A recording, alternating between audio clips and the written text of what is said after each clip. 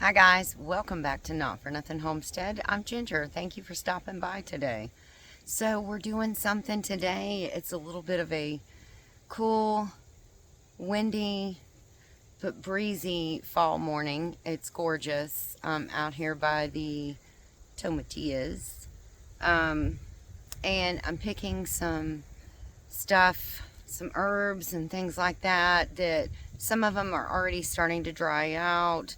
Some of them I just need, and we're going to make something really good today for our chickens. So that's going to be super fun. I want to thank Glenda at Grace and Fire. She is the one that got me started on this, and Glenda, you have created a monster, just so you know. Some of them are going to flower, and I don't want that, so I took those off. Some things dried already in their containers, and I'm fine with that as well. A lot of these were like leaves that are browned and damaged. Things that, again, that were flowering. And then I have some other goodies buried under here that I'm going to show you once we get up and get the dehydrator going. So we'll get it all set up and we'll get going on this. Let's go, so that you too can be a monster created by Glenda at Grace and Fire. I love you, Glenda. But yes, you did create a monster in me with this stuff. All right, guys, let's get to it. We're inside. I'm just going to place these herbs in here. I'm going to take off the big parts of the stems. And it's not really going to be a big deal because it's all going to get mushed together. I know Glenda, if she's watching, she knows where I'm going with this. And probably everybody else has picked up on it too. So, again, helter-skelter, just throwing it in here because we know they're gonna mix up, get mixed up. So, and I can pack these in here pretty good. So we'll get all this put together.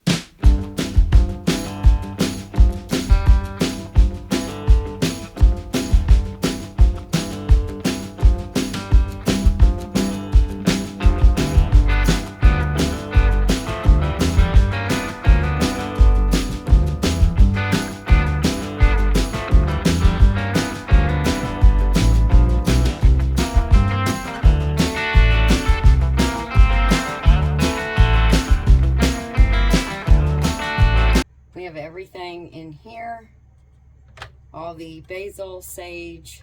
I'm going to grab some thyme too from the garden, but the top tray, the very top tray, is going to be flowers. So I have some marigolds, so I'm going to put those in here, and I have some dahlias, and they're really big.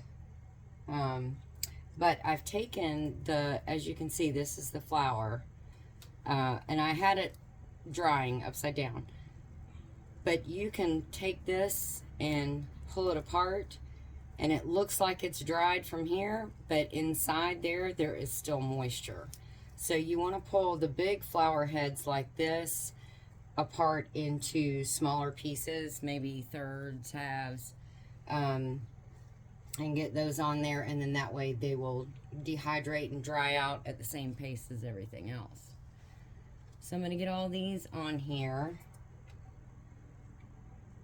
and we're going to get them dehydrating, and we'll get the whole thing going.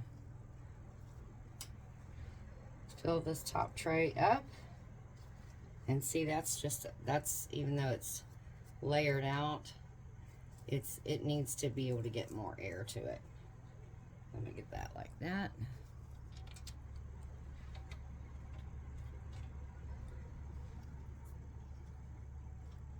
I did pretty good on that one.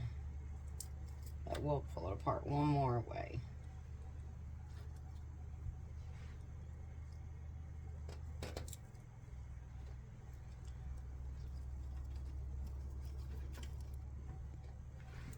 Alright, so we almost have this tray all loaded. All these pretty flowers. I will get this dehydrating, and when it's all done, I'll bring you guys back for the rest of it.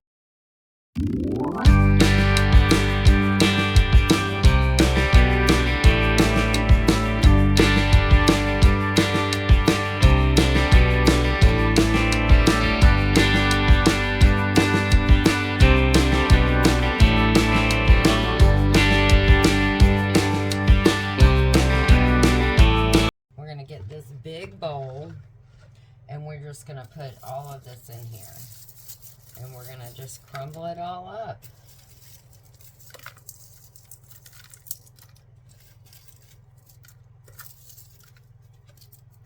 Oh yeah, this dried nicely. So now we're going to take this and we're just going to crush it up like you would do your normal herbs.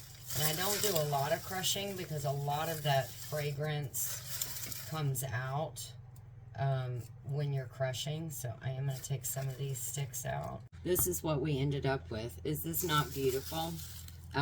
So we have some marigolds. Some of them are whole and some of them at the bottom have come apart, and you can see the marigold seeds. The dahlia heads we have crushed apart into different pieces. The herbs we've crushed down. Now, I didn't crush these down to nothing. If you want to do that, you can do that. You can, you know, just crush it down so that it's all like this in the bottom. Just very loose and small.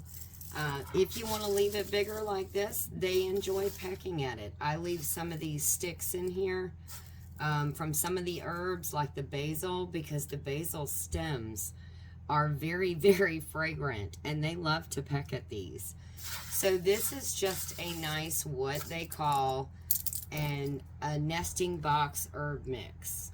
And you saw what I made it out of. Round this all out. These are my dahlias. And I get, that bush just is the flower bush that keeps on giving. They're absolutely beautiful. And you can see this one is fully opened.